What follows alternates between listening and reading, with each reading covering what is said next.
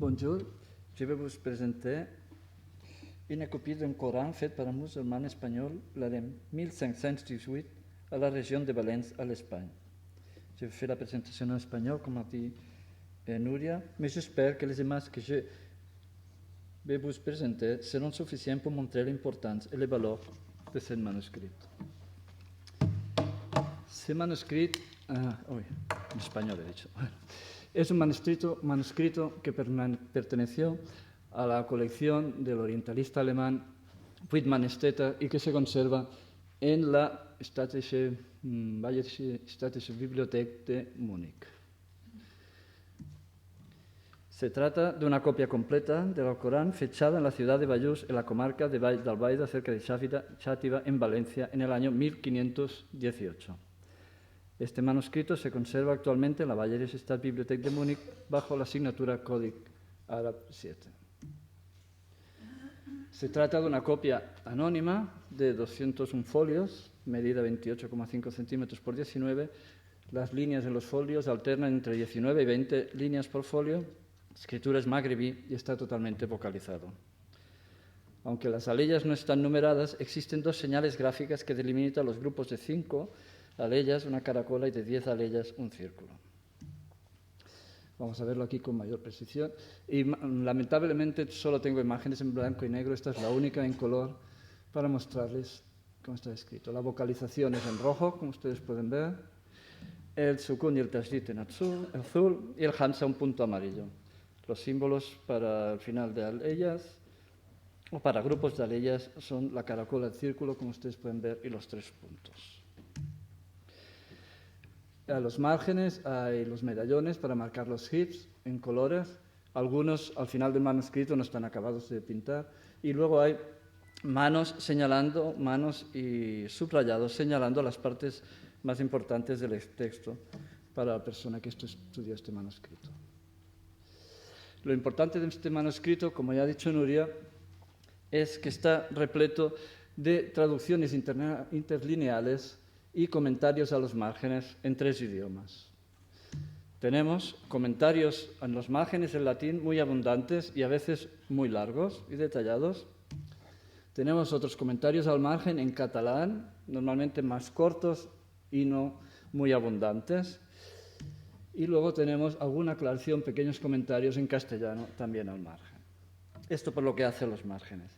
En el interior del cuerpo del texto, la mayoría de las traducciones interlineales en comentarios están en catalán, luego sigue, en segundo lugar, las que están en castellano, y finalmente hay alguna traducción muy pocas en latín.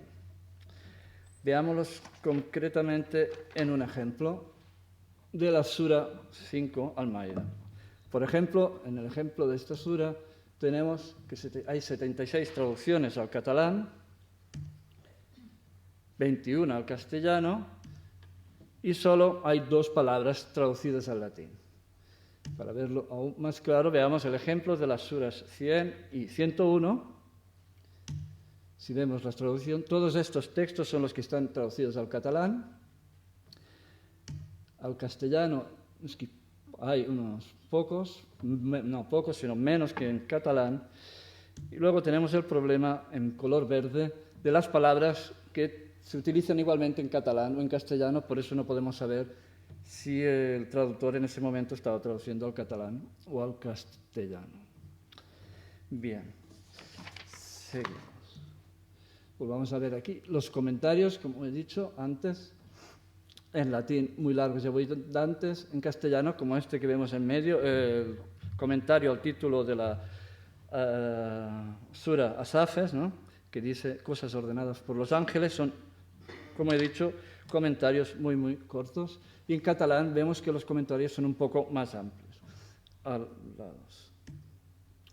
Importante es que muchos de los títulos de las suras en este manuscrito están traducidos. Bueno, no muchos, una treintena, no exageremos. Una treintena de los títulos de las suras están traducidos. Y también tienen, como ustedes pueden ver, la transcripción del título árabe, algunos. Tenemos 15 títulos traducidos al catalán, como esos 3 que vemos, de les abelles, la formiga, el consell. Tenemos 13 títulos traducidos al castellano, ejemplo, La cueva o Cosas ordenadas por los ángeles abajo, y tenemos 6 títulos traducidos, no sabemos si al catalán o al castellano, porque las palabras son equivalentes tanto en catalán como en castellano.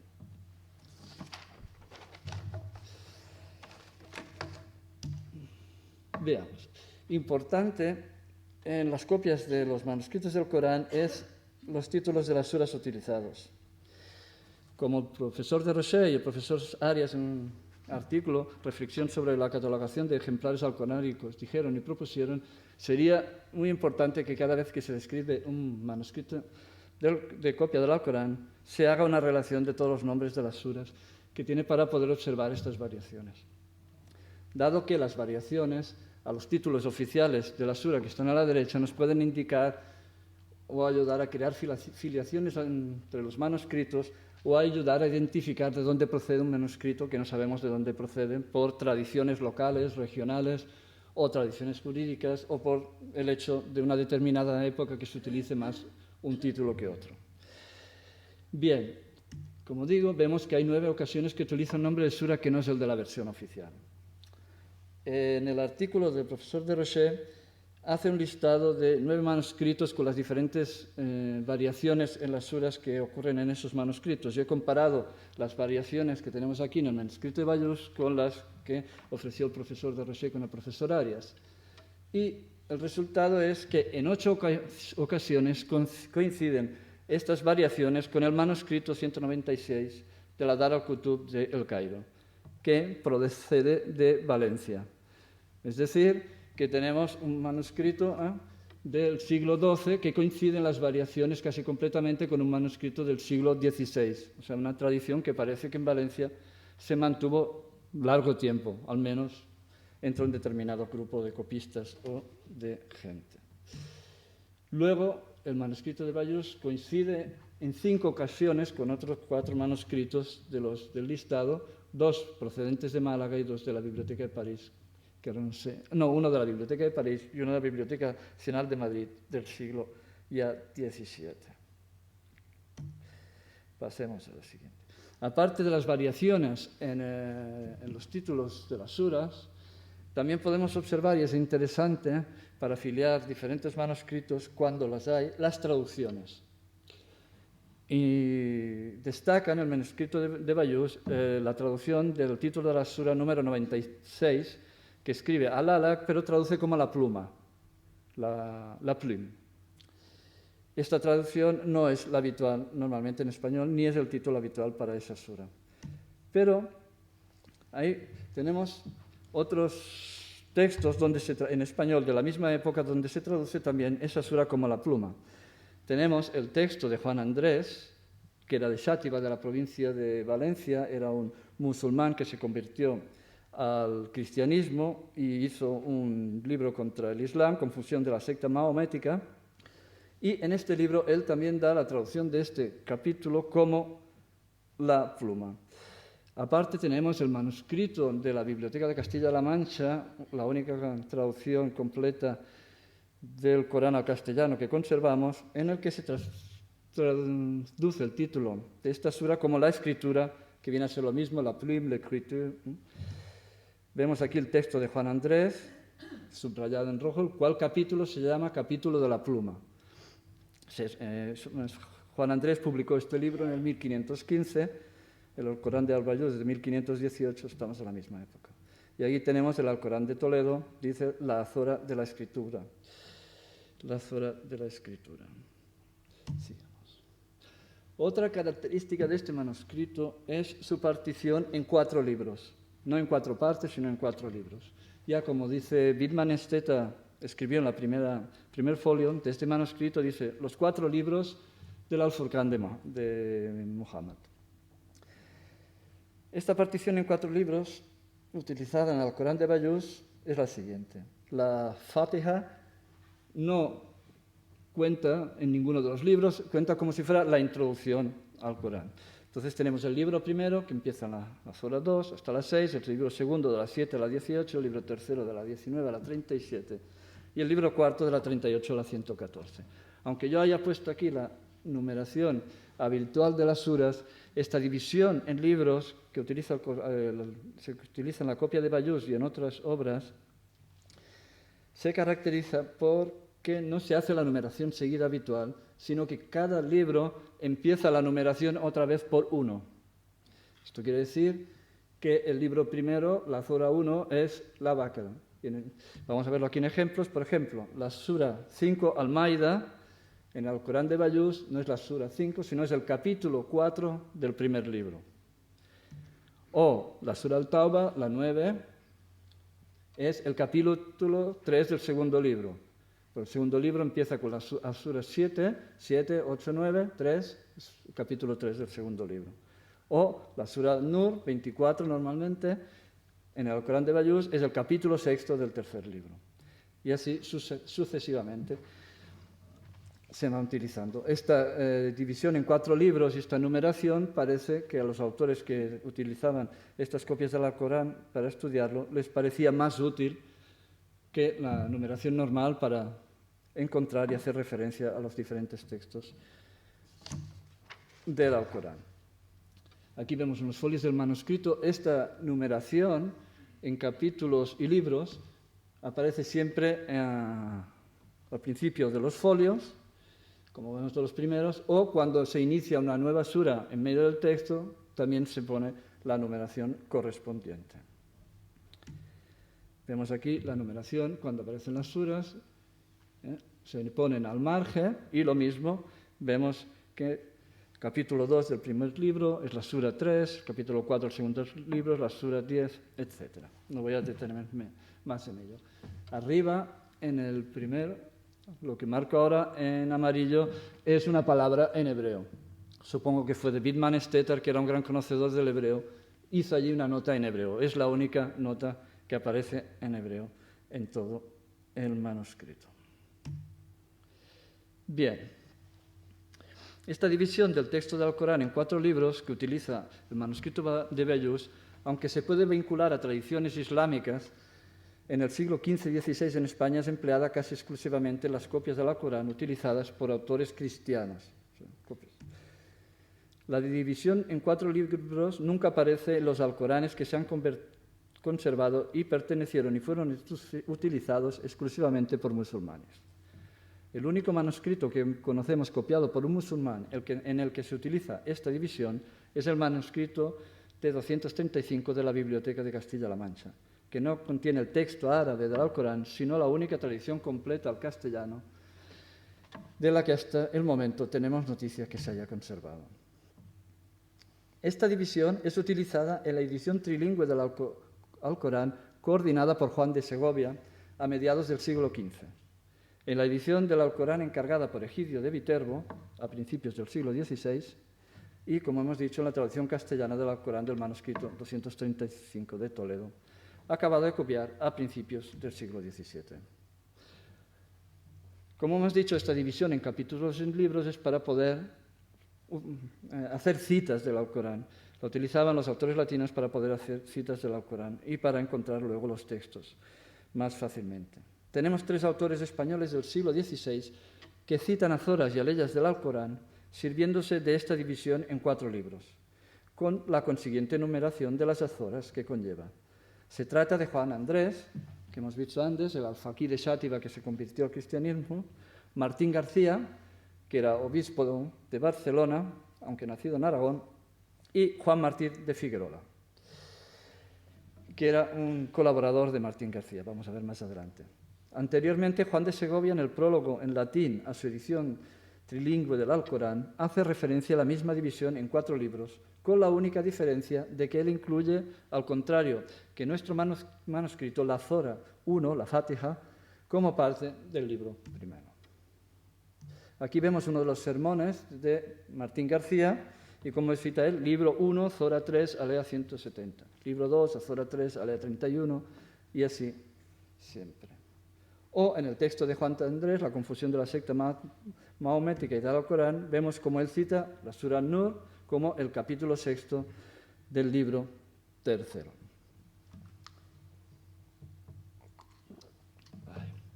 Amén. Bueno, importante del manuscrito de Bayús es también, como vemos, se copió en el 1517 en un pequeño pueblo de Valencia.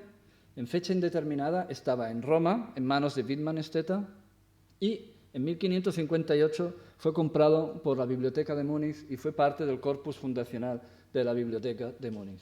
Es decir, que exactamente en 40 años este manuscrito hizo un largo periplo, y es sorprendente porque las traducciones interlineales y los comentarios es de suponer que pertenecen a diferentes autores, a diferentes estudiosos. O sea, que pasó por diferentes manos y en 40 años y finalmente acabó en la Biblioteca de Múnich. Pregunta: ¿quiénes fueron estos autores que hicieron las traducciones interlineales, los estudiosos? Suponemos que cristianos que utilizaron el Corán de Bayeux.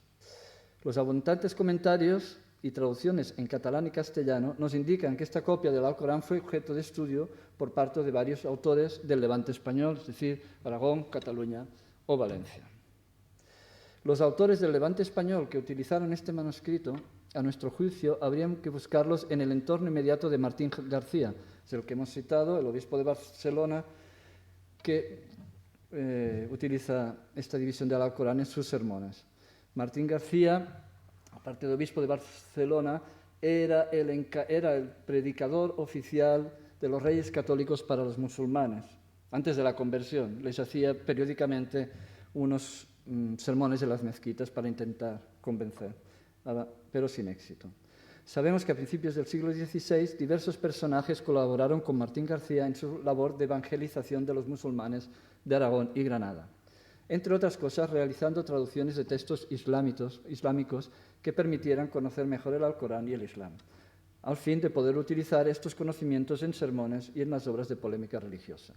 Entre los personajes del entorno de Martín García está Juan Andrés de Xàtiva, como hemos dicho, el alfaquí convertido al cristianismo en el año 1488, autor de la confusión de la secta mahometana, el cual se dice que también hizo una traducción completa del Corán en lengua romance, así como de recopilaciones de hadith.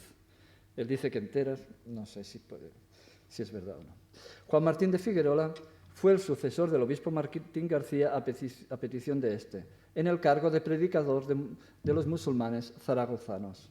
Es autor de la obra Lumbre de Fe, en la que cita el Alcorán sirviéndose de la anotación propia de la división del texto alcoránico en 4 libros. Luego está Juan Gabriel de Teruel. Juan Martín de Figuerola menciona en su obra a un Juan Gabriel de Teruel, antiguo alfaquí de Teruel, también convertido al cristianismo, que le asesoraba en su campaña de prédicas a los musulmanes y que incluso le acompañó a inicios de 1517 a la mezquita de Zaragoza como colaborador en el marco de sus discusiones con el alfaquí de la misma y otros musulmanes. En la copia de la edición del Alcorán encargada por Egidio de Viterbo, el cardenal Egidio de Viterbo de Roma, que se conserva en la Biblioteca Ambrosiana, consta un Juan Gabriel como autor de la misma. Es de suponer que es este Juan Gabriel de Teruel.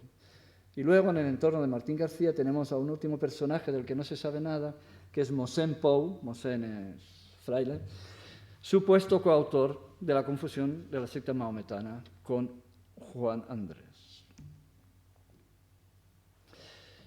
Hipótesis. Creemos que las traducciones al catalán podrían ser obra de Juan Martín de Figuerola. Sabemos que él, año 1518 o 1519, se retiró a su tierra natal, a Valencia, y que se dedicó a seguir estudiando la lengua árabe y el Alcorán para escribir su obra de refutación y sus sermones. El Alcorán de Bayeux fue acabado de copiar en 1518, precisamente por las fechas que Figuerola regresó a Valencia. Sabemos, por otra parte, que Figuerola ya había adquirido algunos ejemplares del Alcorán para su estudio, por lo que podría ser también la persona que adquirió el Alcorán de Bayeux. El hecho de que el Alcorán de Bayeux fuera copiado en las cercanías de Xàtiva y de que pasara poco después a manos de estudiosos cristianos hace pensar también en la posibilidad de que en la adquisición y estudio de este manuscrito pudiera estar implicado Juan Andrés de Xàtiva. Otra hipótesis que no descartamos es que fuera utilizado más o menos simultáneamente en sus estudios y trabajos de traducción por varios de los autores y estudiosos pertenecientes al grupo creado en torno a Martín García e incluso por el propio Martín García. Nos parece, por otra parte, una coincidencia tener en cuenta el hecho de que el Alcorán de Bayeux se acabara de copiar exactamente el año 1518, precisamente el año en que Egidio de Viterbo encargó a Juan Gabriel la traducción del Alcorán al latín y una copia y transliteración del texto árabe del mismo. ¿Sería el Alcorán de Bayeux el manuscrito o uno de los manuscritos utilizados para llevar a cabo la edición del Alcorán encargada por Egidio de Viterbo? No lo sabemos. Actualmente estamos con Katerina Zbaszewska, que ha hecho la edición del Corán encargado por Egidio de Viterbo, que va a publicar pronto. Estamos haciendo un análisis comparativo entre esta edición de Viterbo y los comentarios al margen en latín del Alcorán de Bayeux y esperamos poder dar resultados pronto al respecto. Esto fue en referencia a cuáles fueron los primeros estudiosos en España que utilizaron este manuscrito. Importante, una pregunta importante que aún no se ha podido, a la que no se ha podido dar respuesta es cómo llega este Corán luego a manos de Widmanstetta. Nosotros consideramos que Widmanstetta pudo adquirir este ejemplar, como hizo con otros manuscritos árabes y hebreos, de la biblioteca del cardenal Egidio de Viterbo. Martín García, el obispo de Barcelona, del que ya hemos hablado, y Egidio de Viterbo probablemente se debieron conocer en Roma cuando Martín García fue enviado, antes de ser nombrado obispo de Barcelona en 1515, como delegado del emperador a esta ciudad. Cuando posteriormente, en el año 1518, Egidio de Viterbo fue enviado como emisario del Papa a España, estuvo en Barcelona, donde fue recibido con todos honores. En esta ocasión, su principal interlocutor y su anfitrión fue sin duda alguna Martín García, en tanto que obispo de la ciudad. Es de suponer que Egidio trataría con Martín García sobre los temas de estudio que ambos apasionaban, entre ellos la lengua árabe y el Islam, y probablemente sería Martín García quien se encargaría de solicitar, en nombre del cardenal Egidio de Viterbo, la adición del Alcorán a Juan Gabriel de Teruel, quien formaba parte de su entorno. Bueno, aquí una pequeña imagen curiosa del manuscrito. Este es el escudo de Widmanstetta. Widmanstetta tenía un escudo en el que en el centro, no sé si se aprecia en la imagen, hay un elefante. Y por eso Widmanstetta copió su estudio, hizo dibujar su escudo exactamente al margen de la sura del elefante en el manuscrito. Es un curioso detalle. Nuestra hipótesis es que el Alcorán de Bayeux fue utilizada como herramienta de estudio para realizar una traducción del Alcorán, quizás la que recibió Egidio, por algunos de los personajes del entorno de Martín García, y que más tarde pasaría a formar parte de la biblioteca de Egidio de Viterbo junto a la edición y traducción del Alcorán que éste había encargado. El Alcorán de Bayeux pasaría finalmente a formar parte de la biblioteca de Widmanstetta como tantos otros manuscritos de la biblioteca del cardenal Egidio de Viterbo.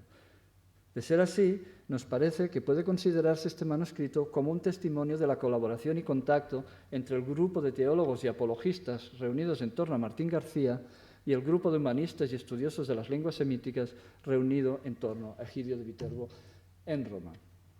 Como conclusión, subrayamos el valor excepcional de este manuscrito, tanto por sus características lingüísticas como por su papel en el avance de los estudios de la lengua árabe, el Alcorán y el Islam entre algunos teólogos y polemistas del Levante español en las primeras décadas del siglo XVI.